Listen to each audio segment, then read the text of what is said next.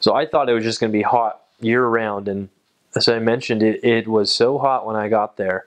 It starts really warming up again in about May, and it goes all the way to about September, October, when the really strong summer heat and humidity is there. And then in the winter months, in the fall is beautiful. It's the most beautiful season there, with all the trees and the leaves changing.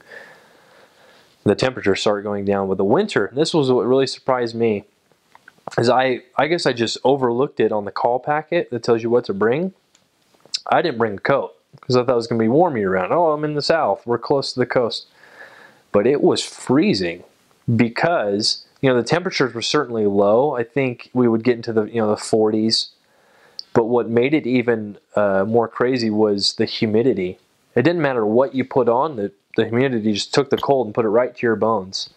So make sure you bring things that are really good for warmth. Whether they be leggings or gloves or, long sleeve tight things like Under Armour you can wear under your shirts, and then the hats. It gets really cold, and it even, this was kind of funny for those of you who have grown up in areas where there's a lot of snow, is it snowed this past about February, and it shut down the whole state. It just shut down the whole state. And here, me and my companion, we're driving home. It's kind of snowy and icy, and there are cars just lined up on the road because people were too scared to drive in it. So they would park their cars on the side of the road, and they would walk 4 or 5 miles to get to their houses just because they wouldn't drive in it. It was hilarious, but it snowed about 3 or 4 inches. So you'll be really cold in the winter months, so be prepared for it. I don't know if you'll be as cold as if you're served in Sweden or Denmark, but it gets really cold down there. And then the flip side of it is it gets hot. It really does. You're going to sweat a lot. The legend goes, and this is my legend, so it's true, is one day in my first area, we biked a lot, and then we played basketball with one of our investigators. And I sweat off 7 pounds in one day.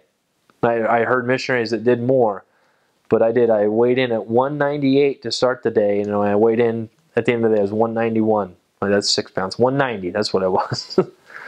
So you'll sweat a lot. But the fall and the spring are absolutely beautiful.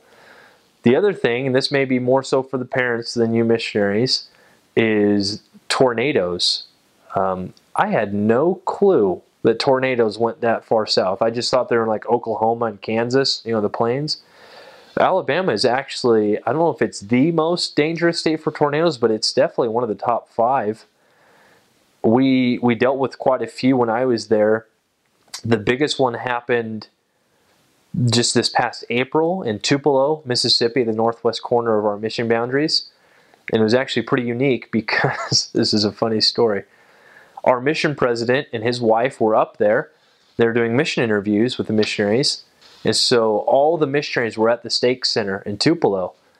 And the mission president called me and my companion. He says, "Elders, I need you guys to go to the computer." We were in Birmingham. I need you to go to the computer and follow where this storm is going, because apparently there's a big tornado storm happening. We're like, well, we had no idea.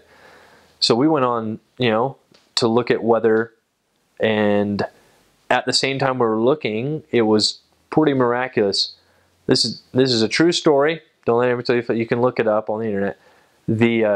In Tupelo at this time, so mission president wife, 50 missionaries in this stake center, a tornado formed literally over top of the stake center, and it hit the ground probably a quarter mile from the church building, and then it went and it thrashed quite a long area of homes. And for the next 3 weeks after that, all the missionaries up there were doing cleanup work and helping out with that. And other tornadoes had touched down in areas that we did cleanup work with.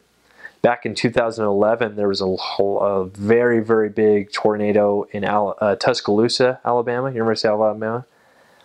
Did a lot of damage, but know that the missionaries are well looked after when these things happen. You have Salt Lake and the general authorities and the local authorities of the church that are working very closely with the mission president, and it's scary, but we haven't had any problems with missionaries since I've been there, absolutely, and even before. There's been no injuries or no damages. But it is one of the things to look out for.